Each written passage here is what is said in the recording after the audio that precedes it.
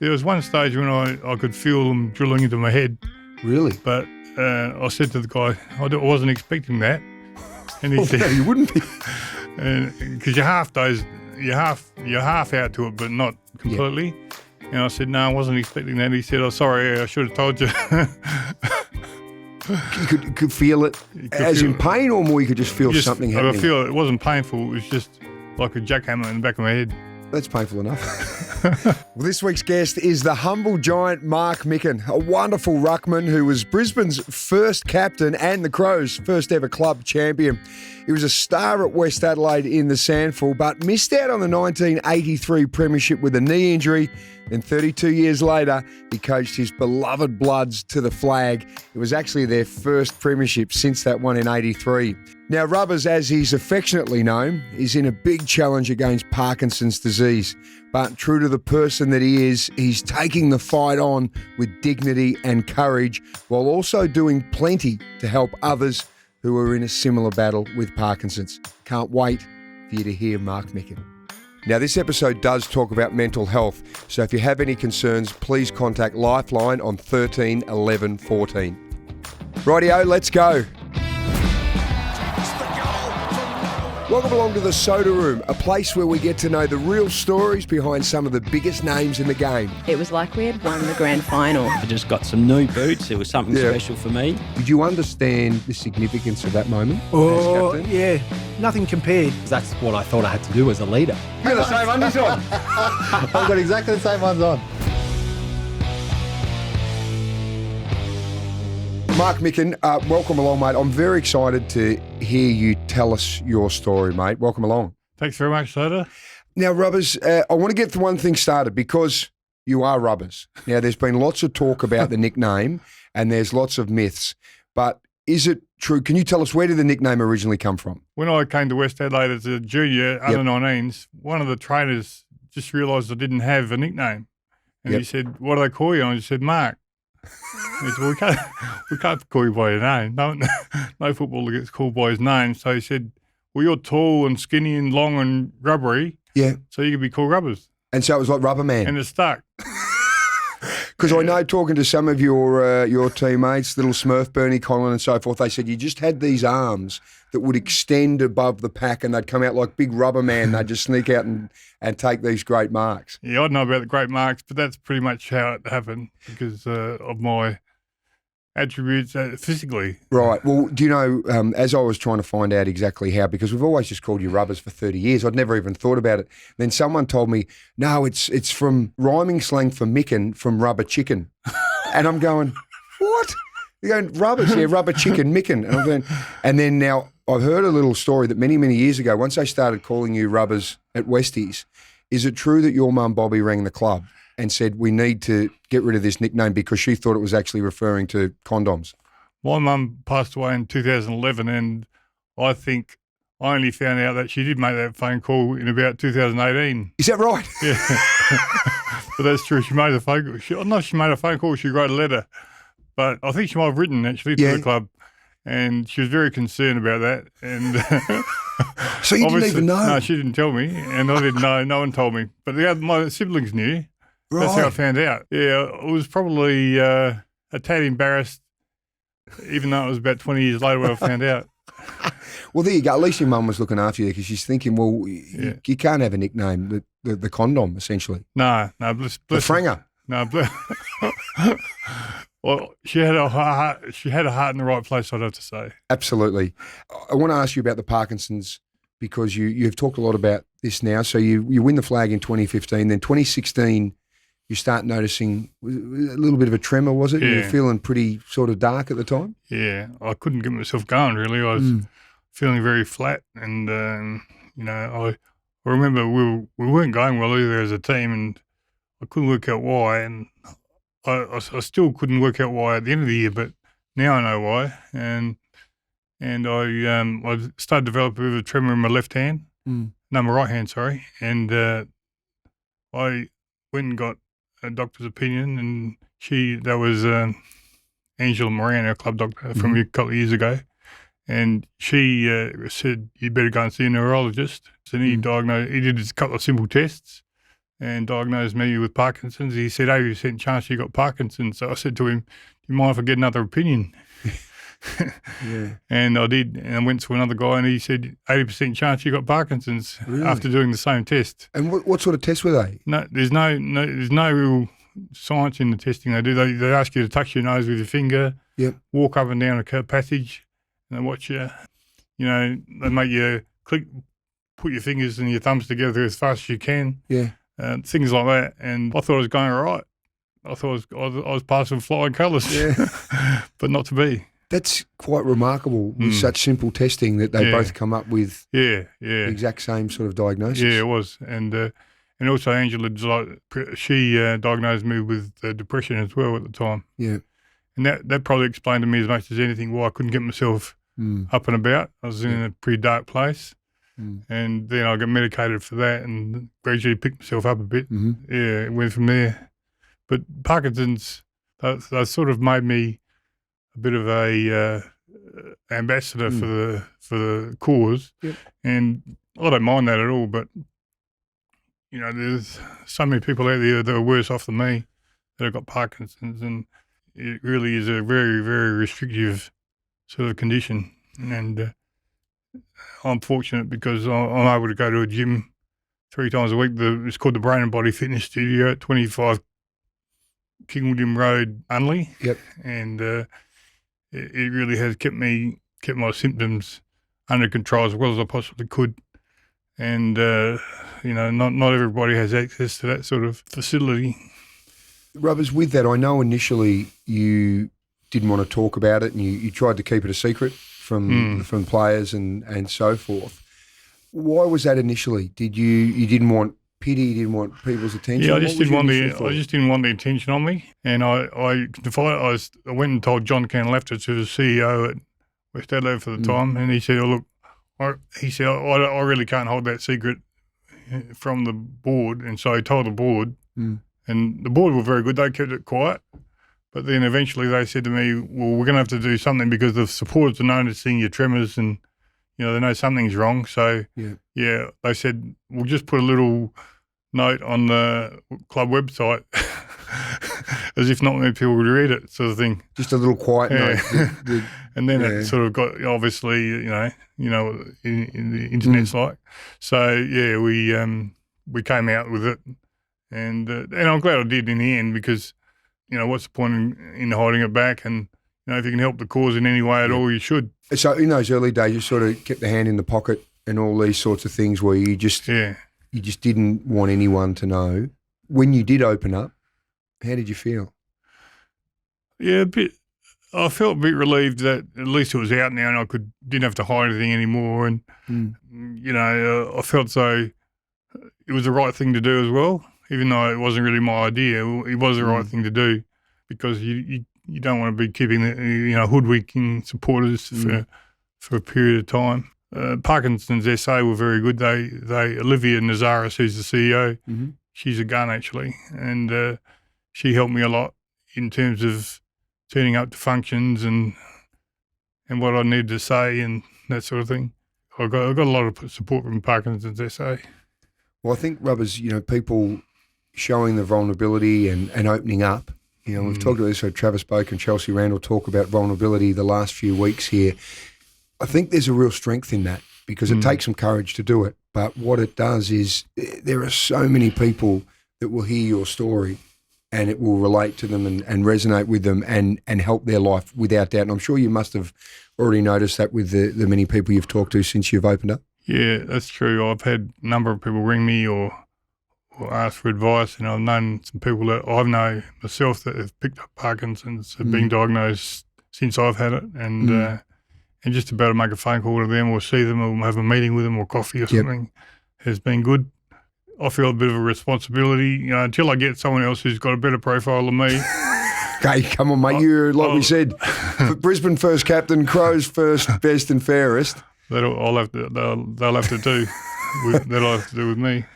You've had a couple of stints of surgery. Is it a deep stimulation? Deep brain stimulation. Deep brain stimulation. Now, tell us about this because I know in the past, normally when they do those type of invasive surgeries, you normally awake.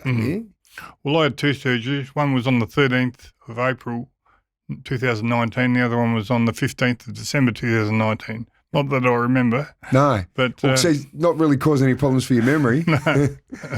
The first one, I was drawn to the first one because of the fact they said they could do it without me being awake. Yep.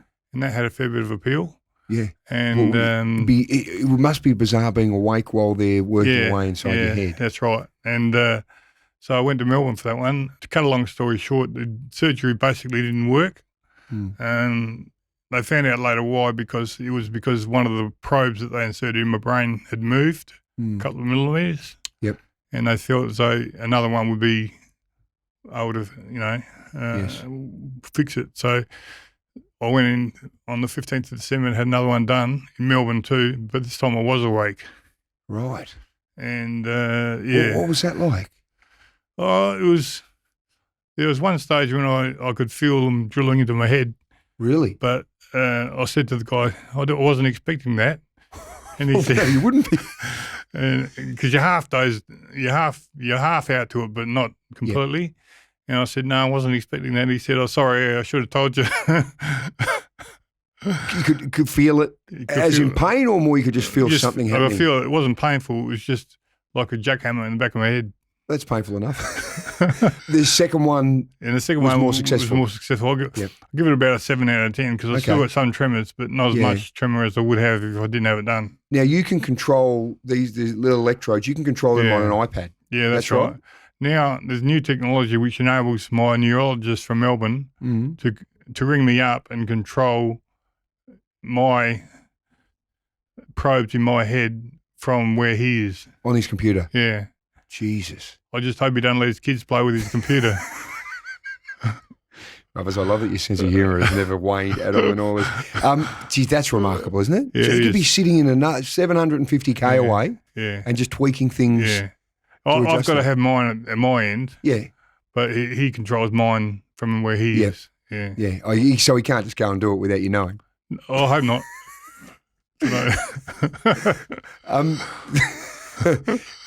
It seems like such an amazing amount, I suppose, of technology now that they can do something like that to help you out. That really only helps your tremor, and it hasn't stopped my tremor. I still tremor quite a bit, but not as much as I would if I didn't have it done.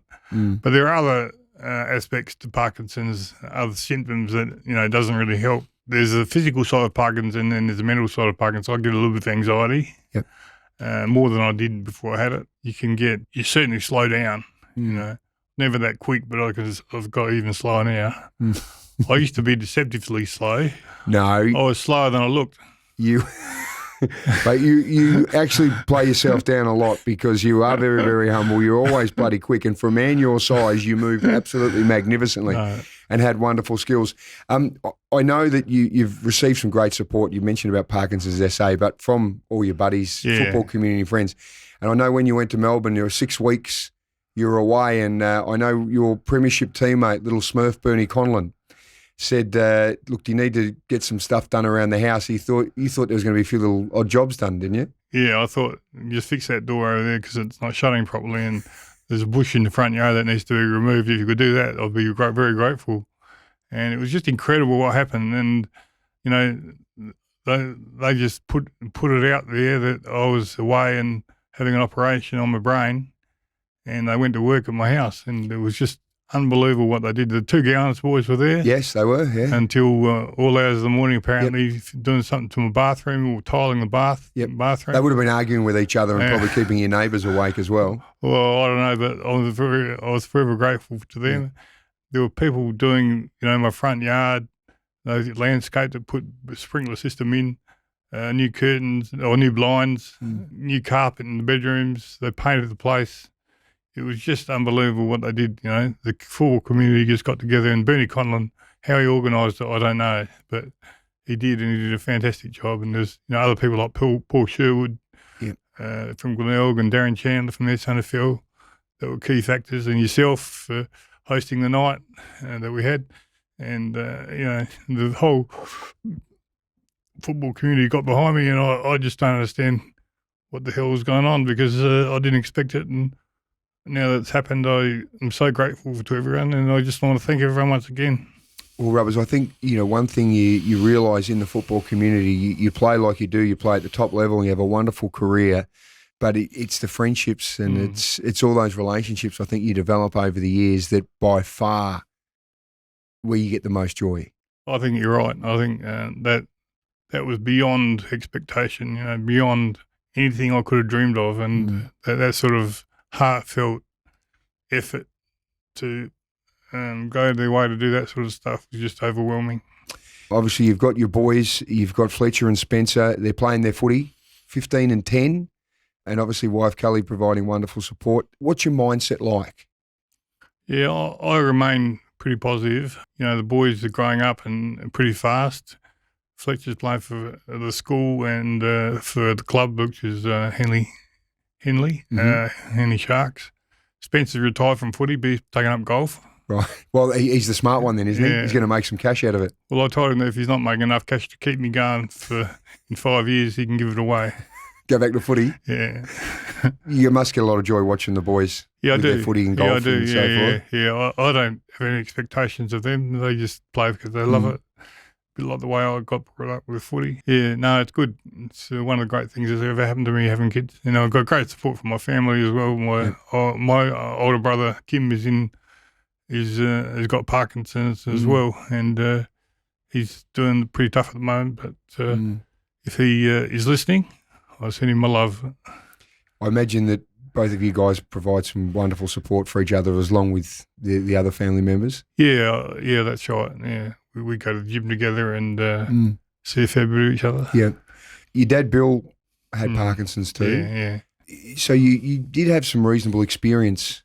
I mean, it's different, isn't it, for every person? The cases can be completely different. But, geez, you must sit there and go, wow, there's 3 of us in the family. Yeah, my dad's sister had it as well, Auntie Enid. Right. And, it's something that growing up and seeing my dad deteriorate like he did, it sort of made me realise that I've got to do everything I possibly can to not let that happen to me. Yep. And exercise is probably the thing that I rely on the most because I don't take any Parkinson's and drugs. I just rely on the operation and the exercise that I do. Well, Rubbers, I can imagine, like you were saying before, you've always been really dedicated and committed, and I have no doubt that you're putting all that dedication and commitment into living your life now to the fullest as well. Yeah, I'm trying to, but what part of Parkinson's also is having a degree of fatigue, and sometimes you just feel flat as a tack. Don't feel like doing anything, but the other times you've got to push through and do something. Just go for a walk, go for a run, or not a run in my case. Yeah. Well, you've done enough running over the years. Yeah, I have. Let's go right back. You're a Riverland boy, a very proud Riverland boy from a big family too. What was it like growing up in Renmark as a young man? Oh, it was fantastic, really. We had a fantastic upbringing. We lived on a fruit block for quite a while and had a big backyard, or big front yard actually, where which was a gathering point for all the neighbours' kids. And we had a few relatives that lived in the area as well, and they'd all come over and we'd play anything from cricket to rounders. Do you know what rounders is? Yeah, I remember rounders. Well, you're like a PE teacher. Yeah. We're both PE teachers. It's like so baseball. Remember rounders from school. Yeah, we'd play that, cricket, footy, basketball. Yep. Anything that had a bat and a ball or a ball. And there was obviously no computers in those days. Which is a good thing. We didn't have a TV till we were all about 9 years old. I was about 9 years old when we first got a TV. Is that right? So there's plenty to do besides watch TV, because watching TV wasn't really an option because we didn't have one. Why didn't Mum or Dad get the TV? Oh, probably couldn't afford it. We weren't completely poor, but we didn't have much in the way of cash. Yep. So we just hit balls around the place, and it went from there. We all had our sports. My sisters played basketball, netball, table tennis. Yeah. Just about any sport, athletics that was going.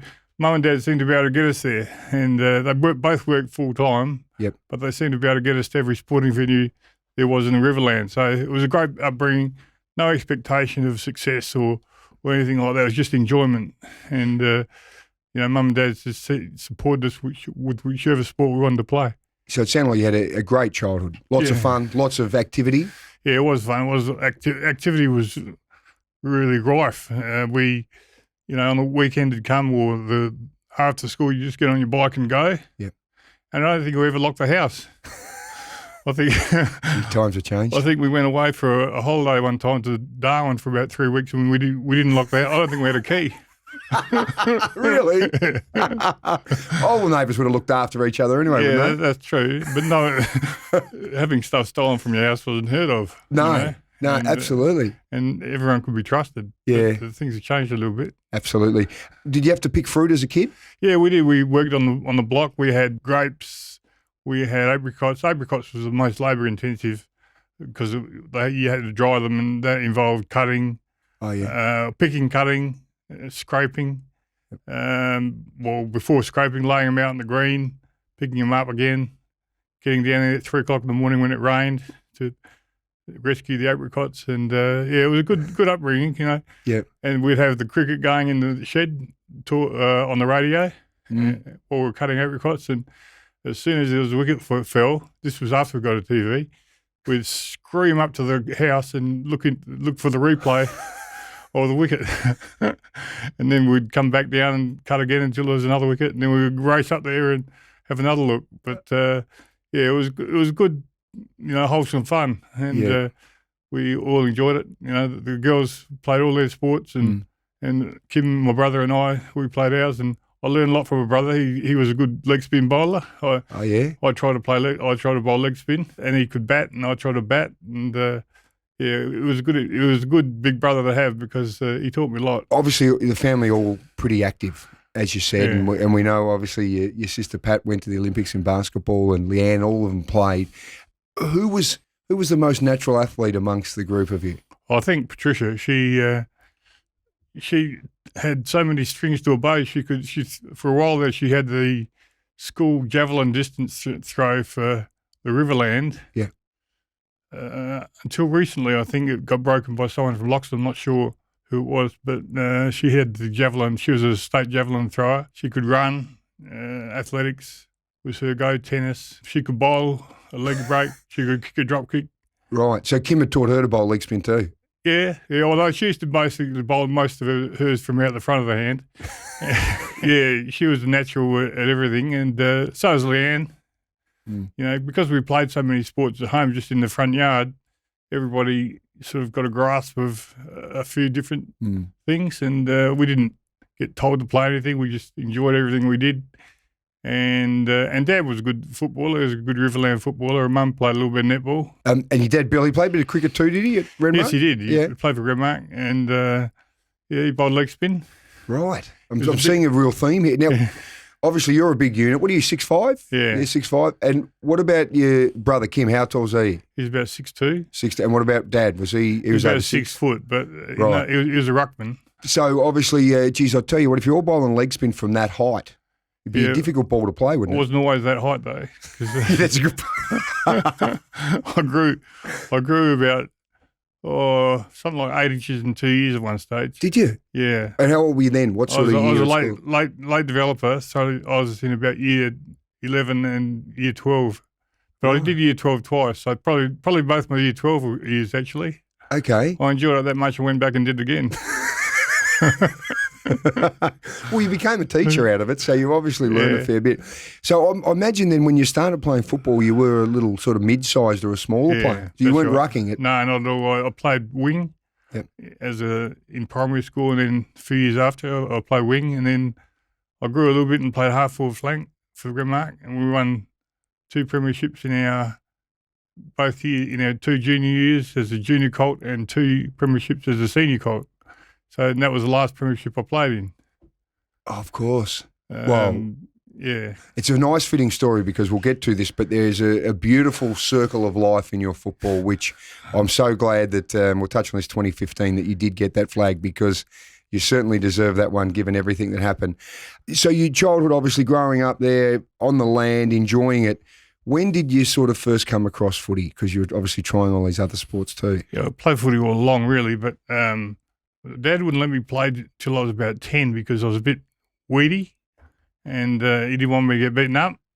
Right. Or, because he thought the bigger boys would intimidate me a bit. And they probably would have, but I was sort of wanting to play, and he wasn't sort of that keen on it. And eventually let me play, and yeah, I enjoyed it. It wasn't anything flash. I didn't make any Riverland teams or anything like that after grade 7. Certainly didn't win anything special in regards to trophies. And then when I came to Adelaide, I came to Adelaide mainly to go to teachers' college because I saw that my brother and sister had come down to go to teachers' college, and they had a great lifestyle. So it was more a decision based on that. Yeah. Then I thought I'd go out with Westies and have a try at West Adelaide. And once again, I didn't get a game for the first 3 games. And then I got a game against Central's Elizabeth at full forward. And I kicked 4 goals. And so I felt like I earned my spot for the next week anyway. That's pretty amazing. So that was 81 when you finally got your first, right. senior game. You kicked 4. No, that was when I played. Sorry, I should have made that clear. Under 19s. I didn't get a game for the first 3 weeks. In the 19s. In the 19s, and then gotcha. I had a chance to play full forward. Yep. And I managed to kick 4, and that enabled me to get a bit of excitement going for myself, thinking that I could do something here if I get a game next week. And then I ended up playing in the ruck because the ruckman went down. So, Rubbers, when you said you didn't play any sort of junior rep teams or whatever, how did you get to West Adelaide? I knew a few people out there, so I asked if I could go out and train. Yeah. And I got lost on the way out there the first time because I didn't know where Richmond Oval was. Where were you living? At Flinders Park with my brother and sisters who'd already moved to Adelaide. That's a good start. And I asked the guy there, I rang up before to say if I could train. They said I could. Yeah. And then I got out there and I didn't know anyone, so I just asked some bloke where the change rooms were, and I went in there, and that's how I started. That's pretty amazing. Yeah, when I look back on it, it probably is, because I didn't know really how I'd go, because having not got a game for the first 3 weeks, I sort of was contemplating whether I'd stay there or go and play sort of amateurs or something like that. What about like some of the guys obviously growing up in the Riverland, because there would have been so many great footballers we know that have come out of there. So some of the kids you would have played against and with had probably come down to Westies at some point anyway, hadn't they? Yeah, that's right. That's why I went out there, because I knew a few of them. Yeah. Graham Philke was already playing with league footy. He played from about the age of 12, I think. Or 17. Yeah. Something like that. And then the other lads who came down before me, and like Peter Winter and who else was there? John Folding, Mark Beach. Yep. The 2 Winter boys. Quite a few at that stage. And they weren't obviously all from Renmark. Bruce Linder from Renmark. Yep. Went to school with Bruce. Yeah, they were all down here playing, and a lot of them were playing league footy at a fairly early age. And I just thought it would be a good place to go, because I got a bit of a head start because I know a few people. Yeah. Did you, obviously because you played with and against those guys, did you feel like you could match it with them even when you were a bit younger? Not the ones, not people like Graham Philke, and probably not Peter Winter, and not Mark Beach, because they had left and gone. Yeah. And they were already playing, reserves or senior footy, and I thought, I'm only under 19s and still got a long way to go. So I was a bit of self-doubt to start with, and I started to get myself fit. I realised how important that was, and I thought if I was going to make a go of it, I might as well take it seriously and have a real crack at it. And so I used to go for runs on Friday night before a Saturday game, thinking that would help me. And how far would you run? Well, 5Ks. Right. Had a decent clip, and didn't really know how to train, but I knew training was important. So it was funny, it's really mind over matter, because you don't really, I never went to a game feeling exhausted. I just felt, I'd convinced myself I was ready. Well, there you go. It's the power of your mind, isn't That's right, yeah. Curls is your first coach. What was Curls like?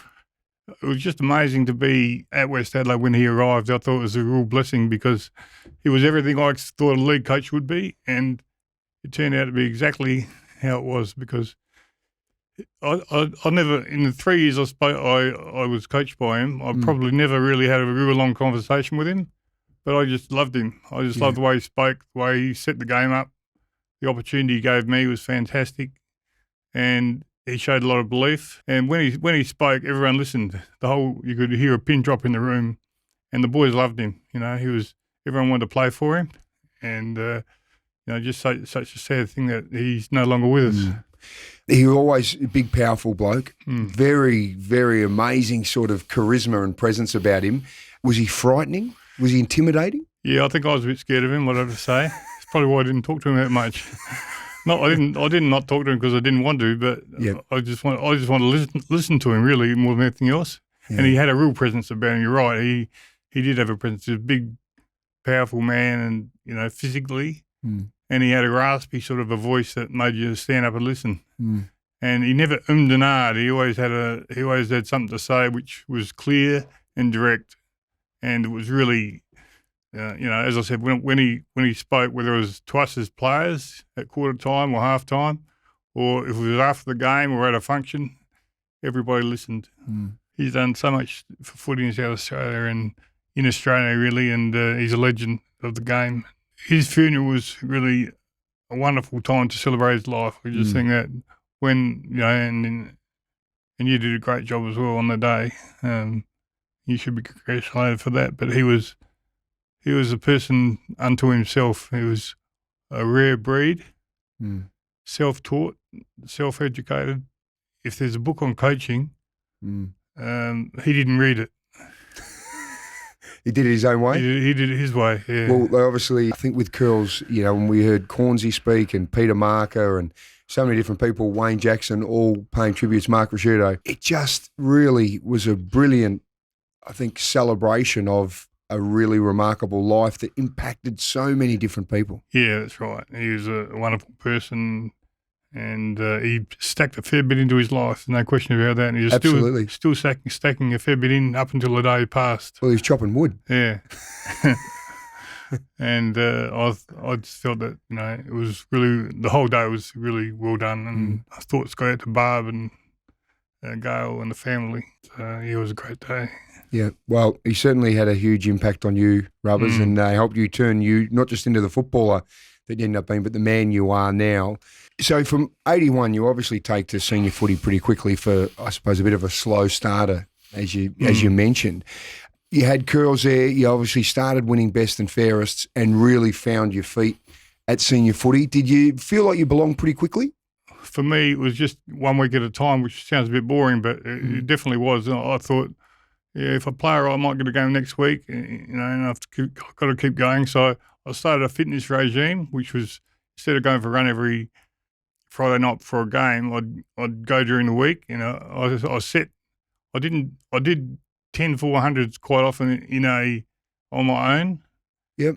I set 10 400s as a bit of a go-to default training position for when, you have 2 weeks off or 3 weeks off over the holidays. I'd do 10 400s 3 times a week up the river, and that was a way of getting fitter than everyone else, because I thought, I wonder if anyone else is doing this. Yeah, and that's a good point. And if I did 10 400s, I don't know why I did 10 400s. I must have done it once, and I thought it was pretty. It's bloody hard. 400s are hard runs. Yeah, you pick the hardest distance to really push. Yeah, that's why I chose that distance, and I'd wait for the hottest part of the day too, in the middle of the day, and run these 400s all in 72 seconds or less, which wasn't that quick, but I can only run one in about 15. That's pretty respectable though, because you're a big unit too. Yeah, and I felt as though if anyone wanted to match me for fitness, they'd be challenged on the day. Yeah, and because it was the middle of the summer and it was the middle of or it was a break, I thought this is my chance to get ahead. It worked all right. Yeah, it probably did. I ended up, maintaining a fairly good level of fitness throughout. I did have some injuries, which I don't know if they were caused by the stress of doing those runs. Did you run on Christmas Day? Always train Christmas Day. I thought you would. And New Year's Day. Right, because no one else would be? Because I thought no one else would be. Is that right? Yeah. Yeah, I used to love going for a run on Christmas Day, because for the same reason I thought, surely I've got to get some advantage because people are probably having a beer and relaxing with their family. Well, yeah, big muscles too. Yeah, I couldn't do much for the footy though, Rubbers. That was my problem. Obviously, things progressed really well. I want to talk about 1983 because I know the team that Curl said was the best team he's ever coached, which is a pretty big rap across all the 5 clubs he coached. You obviously had a great year. You won the best and fairest. But then in that final match of the home and away season, wasn't it? You did your posterior cruciate? Yes, that's right. Yeah, that was disappointing at the time, no doubt about that. But I sort of felt as though this team's going to be together for a long time, and I'll be part of it next year instead, and the year after.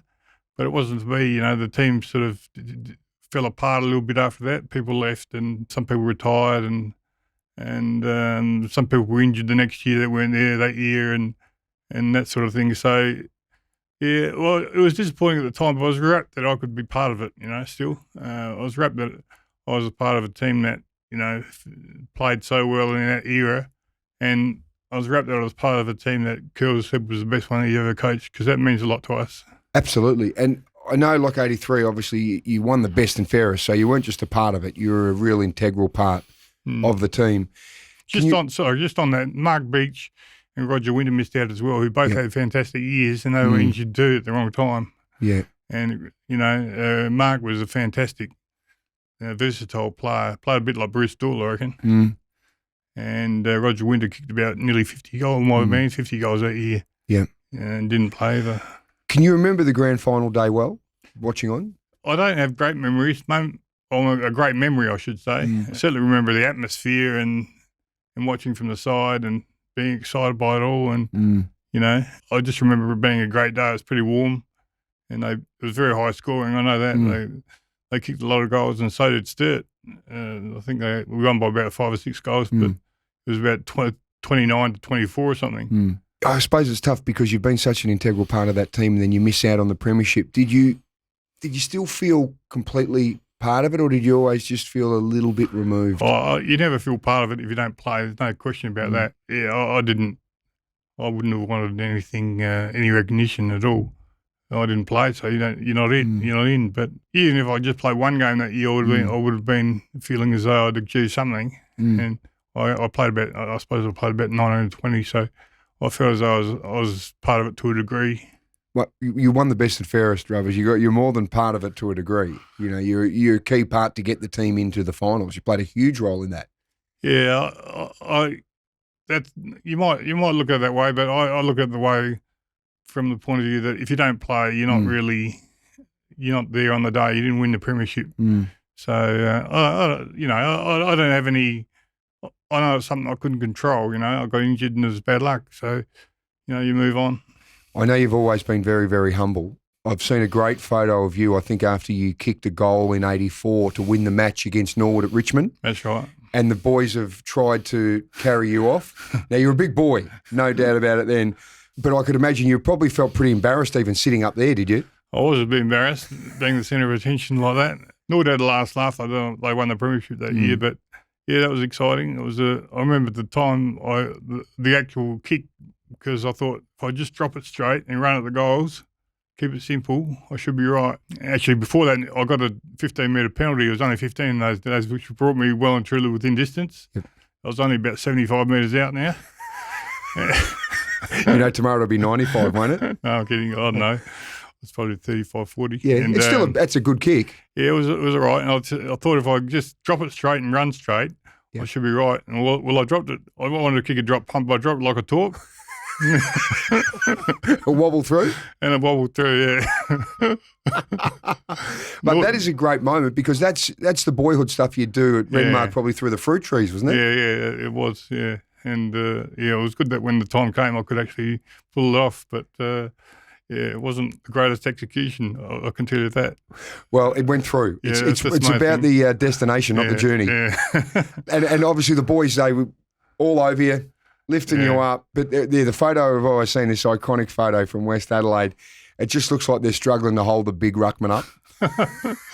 Yeah, I suppose I'm lucky they didn't drop me. So obviously you have this time at West Adelaide, and then the Brisbane Bears come knocking.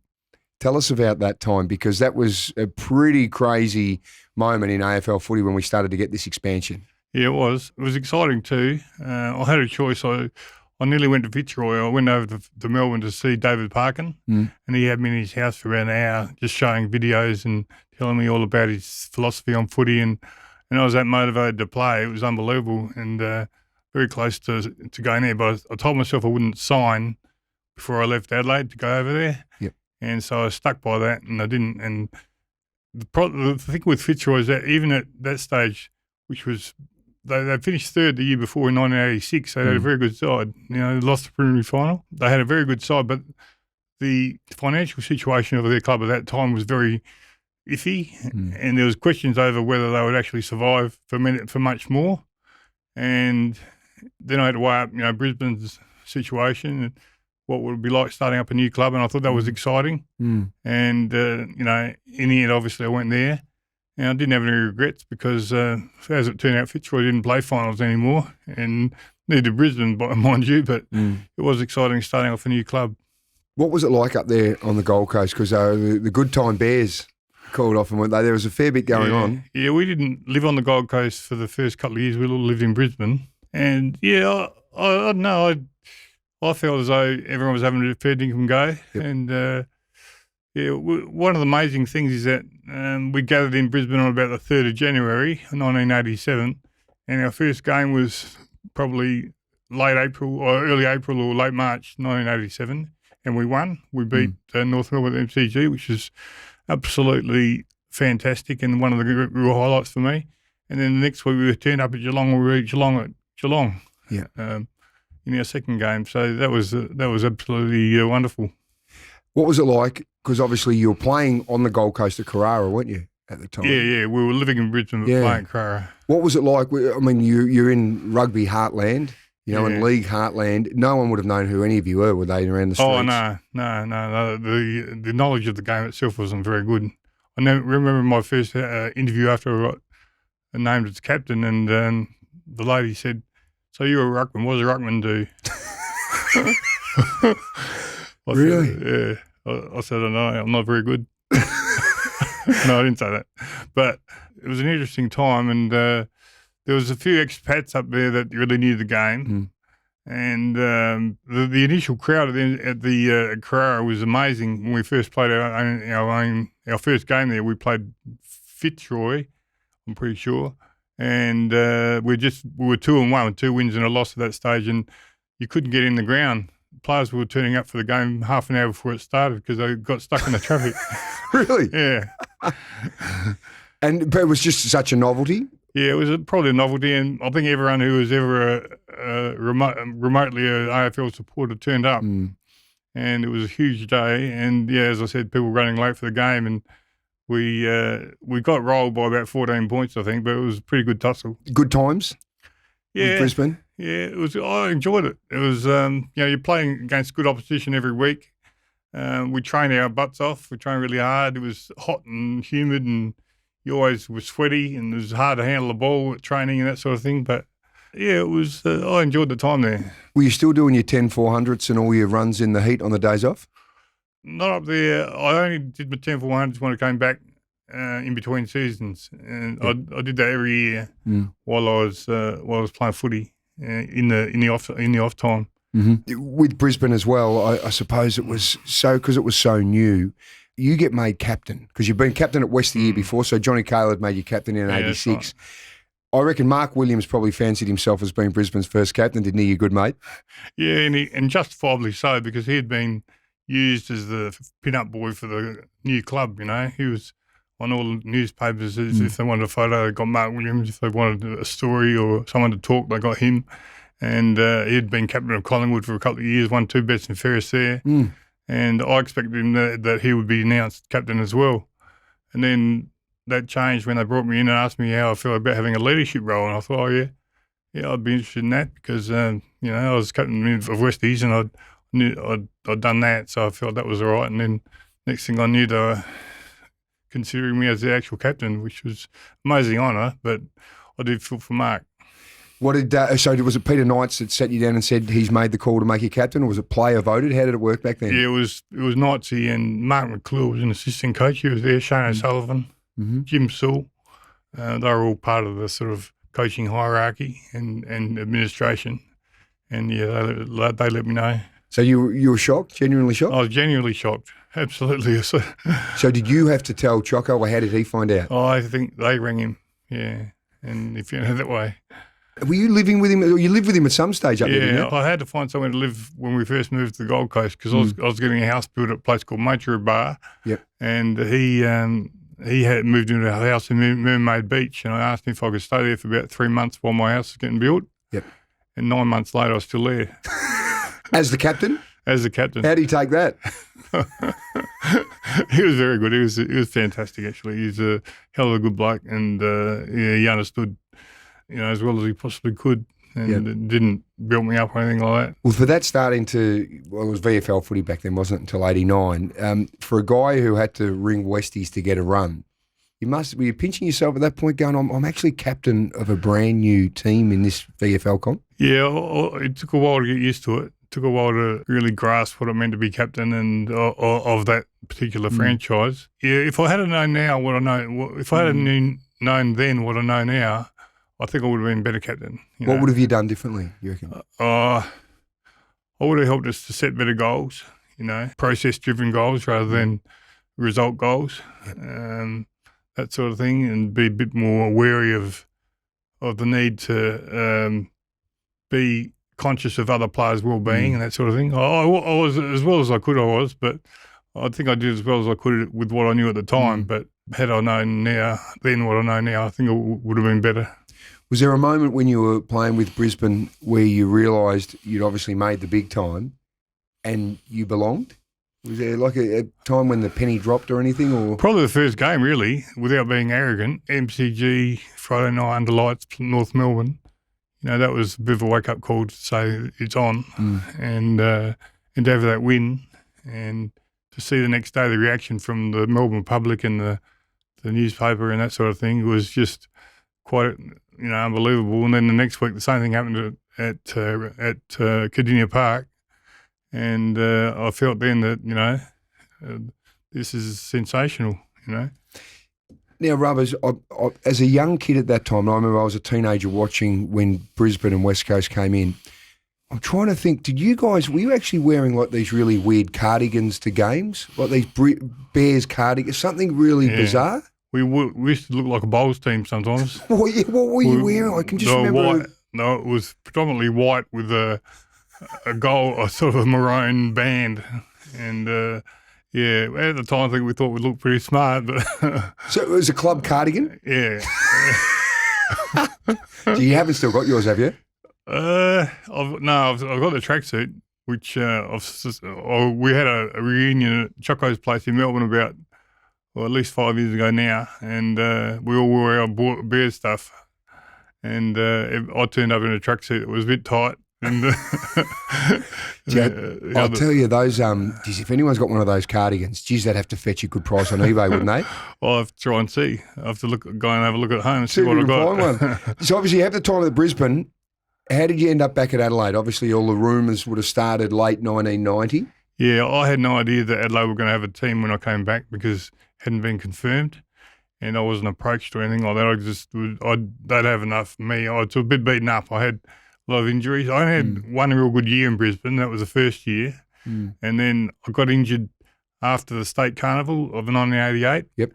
And you're all Australian then too, weren't you, that carnival? Yeah, I was ready to have a really good year, and I went back to Brisbane, and at training I pulled a quad when I hadn't warmed up properly, and I pulled a quad, and that kept me out for 12 games. Jeez. I kept thinking that it was right, but it wasn't, and it kept hurting it again. So, that was a really tough year for me. And I never really got better after that because I had calf injuries and I couldn't string footy together, and I was training on the versiclimber instead of it, out there with the boys. And when I trained with the boys, I'd break down and that sort of thing. So I played about 23 games in the first year, I think, and then after that I played only another 22 in the next 3 years. So did you come back to 91 thinking you were going to be playing at Westies again? Yeah, I came back thinking that, probably AFL had finished, but I didn't train with Westies quite deliberately because I thought once the Crows were established, once it was known the Crows were going to play, I thought that if I get over my injuries and I'm not attached to West Adelaide, they might look at it differently. That I still got expectations of playing AFL footy, which I did.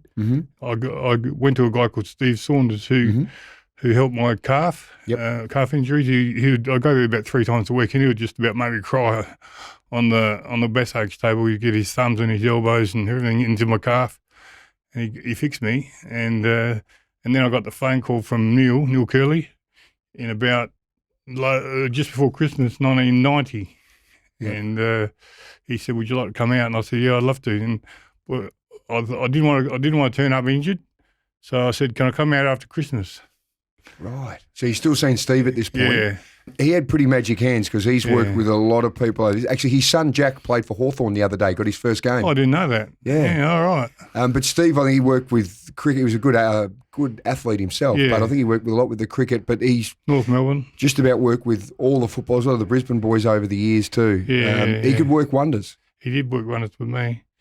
And anyway, I got invited out and I said, "Can I come out after Christmas?" And Neil said, "Yeah, that'd be all right."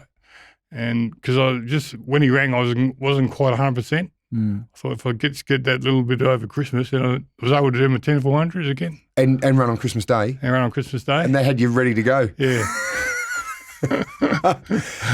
So obviously the Crows started in 91. Yeah. It was, well, you'd obviously been at a startup in Brisbane in a not footy town, and then you come to Adelaide, which is just itching. What was it like then? It must have been just amazing. Well, yeah, it was amazing. I'll never forget the first trial game. I don't know if it was the first trial game we played. I think it was actually. We played Essendon, Footy Park, and we were inside warming up, and a couple of the boys went outside and said, "Oh, gee, there's a few people here." And at that stage, probably about 10,000. And we thought, "Oh, that's not bad." By the time the game started, there was about 25,000 there, and it was like a normal home and away game. And Cornsey brought us all in and said, "We better give a good account of ourselves." It was pretty amazing because the thing I remember in this town, and I got here a couple of years after you guys had started, but there was Crow's milk, there was Crow's ice cream, there were Crow's stickers everywhere, there were TV ads. It was unbelievable how the city embraced the Crows. Yeah, I thought so too. It was quite a stark difference between Brisbane and Adelaide in that regard. And that's why I think Brisbane's effort to win 6 games in the first year was so good, because I think Adelaide, we won 10. You know, I equate them fairly much the same because of the circumstances of Brisbane entering the competition versus Adelaide. Yep. And the support that we had was just fantastic. Yeah, it was an amazing time. Was there a moment with Adelaide when you just looked at it and went, this is just bizarre, because there was so much interest, there were so many things you guys were doing, you were turning up everywhere, you were probably opening shopping centres and everything, all driving around in these Camrys and things. Not me. But was there a moment when you went, this is just another level, this town? Yeah, I think that game, that Essendon game, I felt that, because, you know, why would you get that many people at a trial game? What's it going to be like when the real stuff starts? And so that was when we realised, I think most of us realised that this had a real big backing. Now, Curls was your man, of course, because he knew you well from West Adelaide. Cornsey was from Glenelg. He's gone with Romano Negri as a ruckman for the first 3 games. So you're playing out at Westies in 91. What was going through Cornsey's mind at that point? Geez, you got Mark Mickan, who was the captain of Brisbane. Yeah, but I'd come home pretty beat up and not really – I don't think I had much pull marketing-wise in that regard or selection-wise, and I understood why I wouldn't be in the side to start with. But my form with Westies was okay early, and after 3 games I got in, which was good. I actually played – my first game was Essendon at Windy Hill with Mark Bickley on the bench. Yep.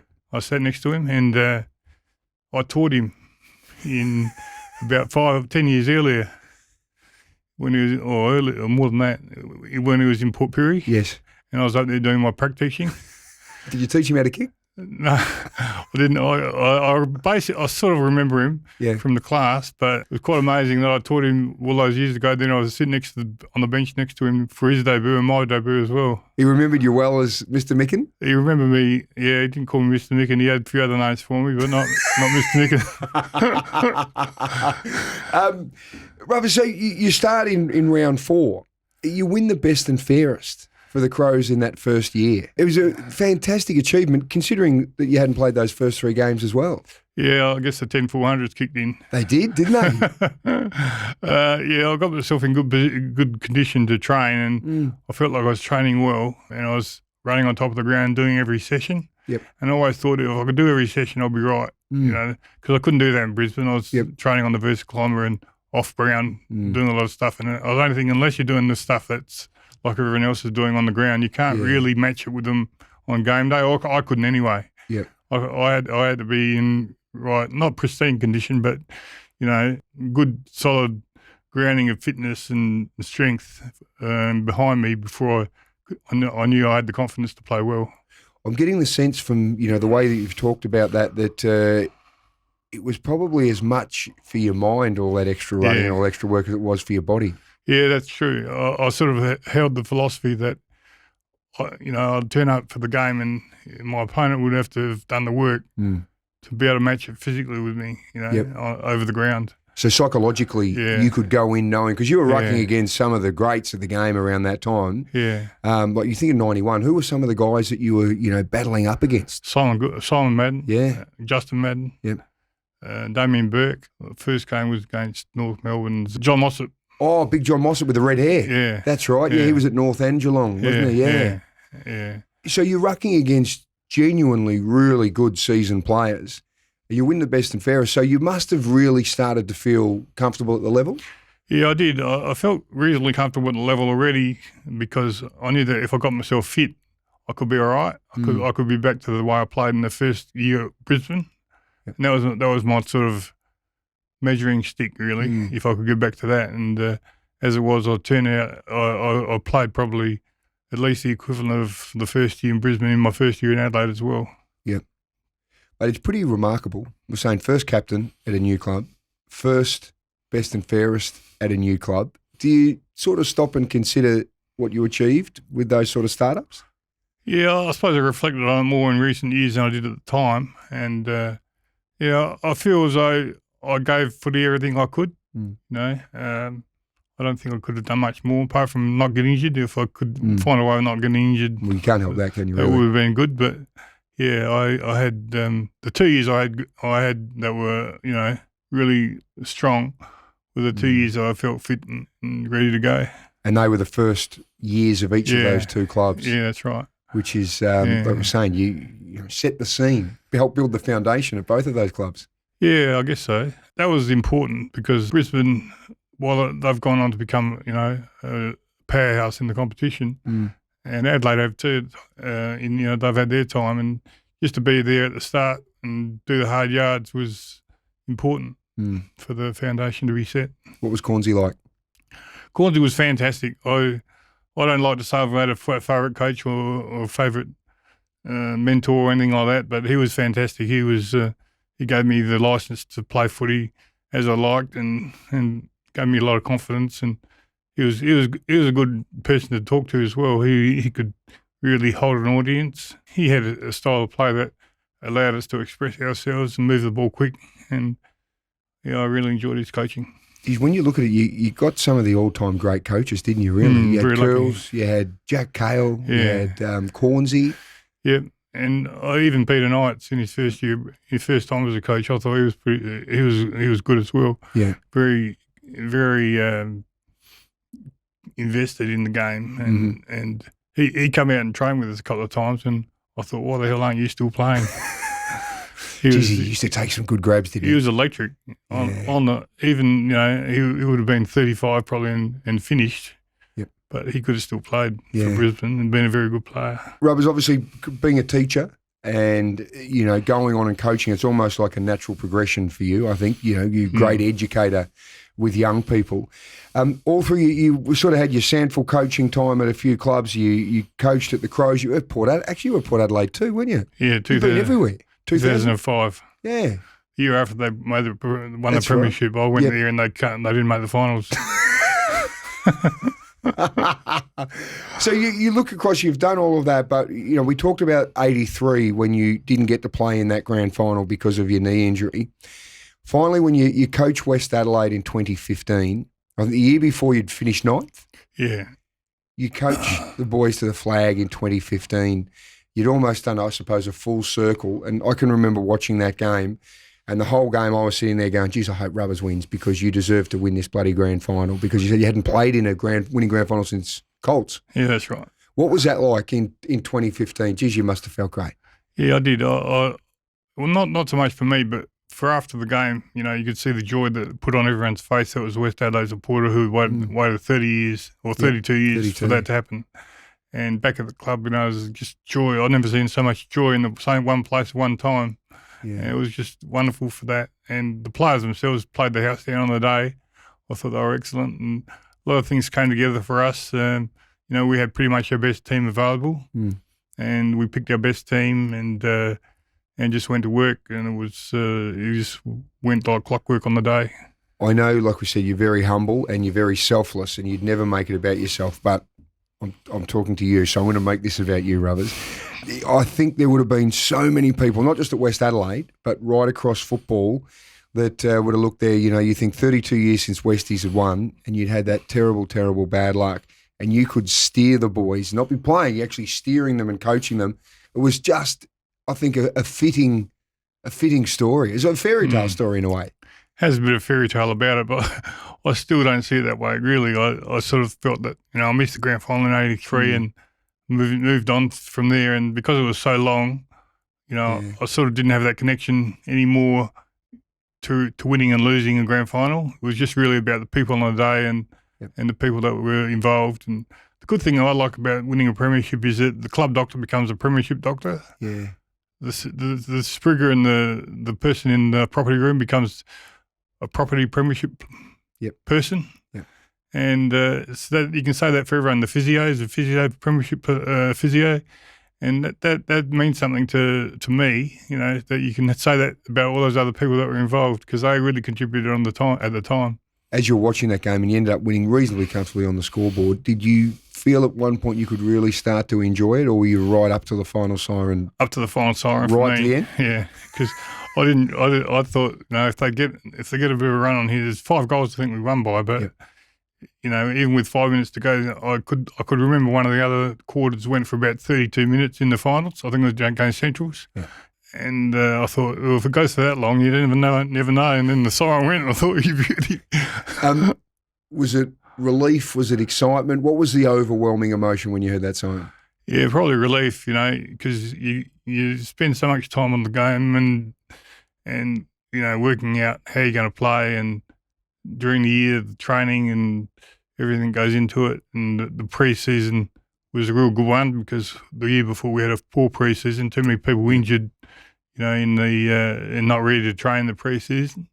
And we got a fit group together and, started from day one, and, it really worked out well. We didn't have too many injuries, or we didn't have any injuries on the day. And so there's a lot of hard work that went into it, and it all paid off on the day. I think in 64, your old mate Curls took South from bottom to top, and you've taken Westies in 2015 from second bottom, 9th to top. So you almost matched the feat. Yeah, I wouldn't put myself in Neil Curls categories. No, that's how I did. You didn't have to. Just for people that are listening in, and I know there's such a negative mindset a lot at times. People are whinging and complaining about how life is. Tell us about your perspective. What would you say to people now, given that you're in such a huge battle, but you're just doing it so admirably and with, such humility? What would your advice be to just people in general, of everything you've learned from all this? I think probably the thing I've learned the most is to stay positive as you possibly can, to speak positive, to say yes more than you say no, and to keep moving, because most conditions that people suffer from, they thrive on people who don't do any work or exercise. And I'm not trying to blame anyone or say this in a negative way, but if you can find a way of getting yourself moving physically, it's an enormous help, because you move 10 metres today, you'll be able to move 12 metres tomorrow, and so on. Yeah. And just by continuing to exercise, you can get a quality of life that you might not have realised is possible. When you said early on, you were talking about your football, and you said you were taking it one game at a time, to steal a cliche. Is this sort of challenge, you take it sort of one day at a time, do everything you can? Yeah, it is. I do take it one day at a time, because you don't know what every day is going to throw up. Some days you feel as slow as an attack, and other days you feel a heck of a lot better.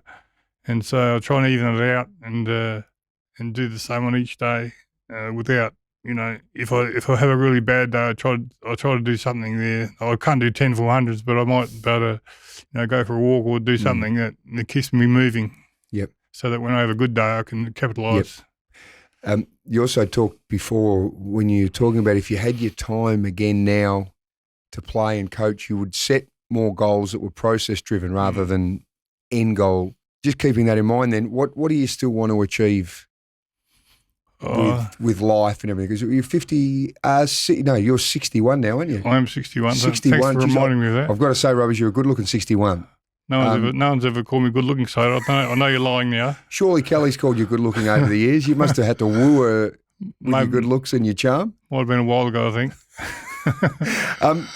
What are some of the things that you still really want to achieve?